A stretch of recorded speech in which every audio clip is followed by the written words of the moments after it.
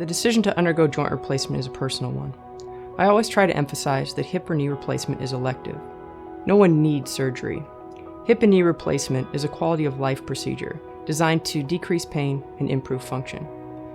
We know that joint replacements done in the absence of severe arthritis or in patients who are functioning well with their arthritis tend to have worse outcomes.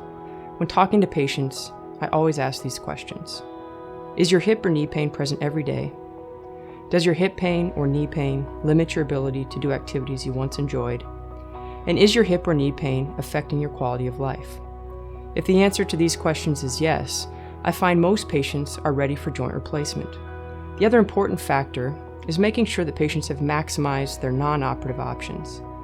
These typically include things like joint injections, physical therapy, weight loss, use of over-the-counter medications, and activity modification.